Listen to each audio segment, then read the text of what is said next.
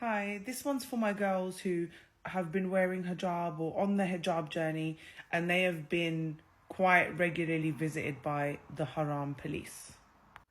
Don't allow anyone to put you off your journey, sis. We all come from different places. Some of us never wore hijab or dressed modestly our whole lives.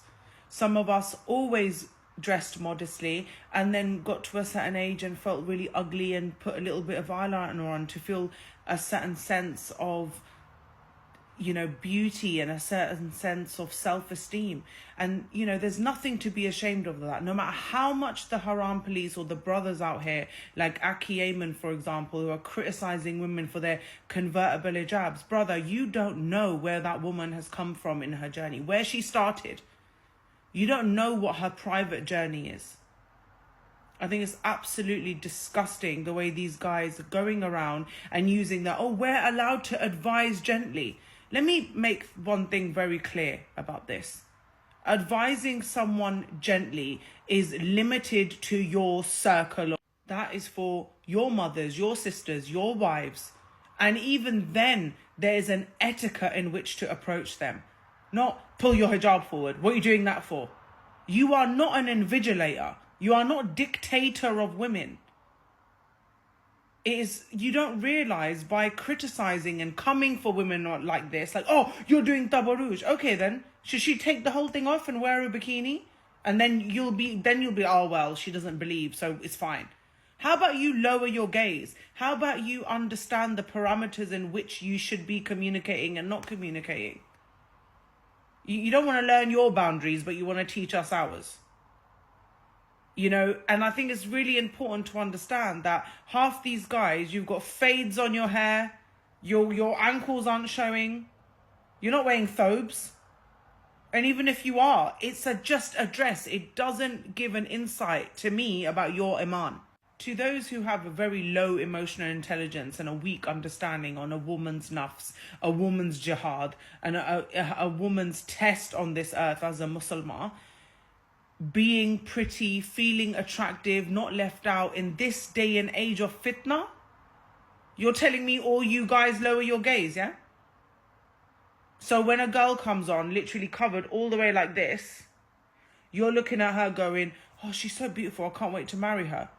Do you know the challenges, the trials and tribulations we go through up here when we look like tired old grandmas when we shove it on? Know your place, guys.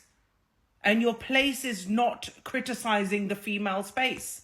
You're feminizing yourself by sitting there gossiping about what women should be doing. Focus on yourselves.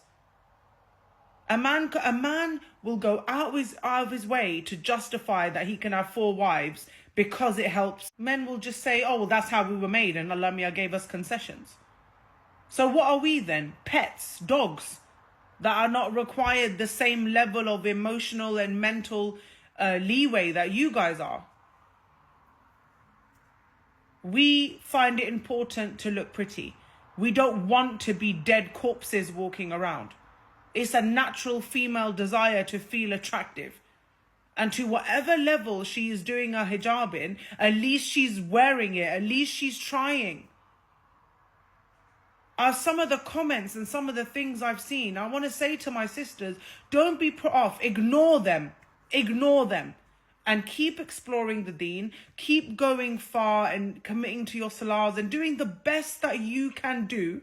And look to improve that every step of the way. But guys, you the ones out there that feel like you can just criticize any old stranger, you have actually put more women off hijab than convincing them to wear it or wear it down here or whatever it is that you want them to do. You've actually put more women off because the male nafs and the female nafs, they have different challenges to see to, and they have absolutely different approaches. You can go up to a guy and just hit him with a stick and say, don't do that. But women don't work that way. And if you don't know how to be emotionally intelligent enough to get close enough to the women within your circle and tell them with love and care and respect the pieces of advice you want to give, and that doesn't include strangers, men, Do not advise stranger women. We've got nothing to do with you. Lower your gaze. If you see something that shouldn't be going on according to you, lower your gaze. Do not police Muslims. Leave us alone.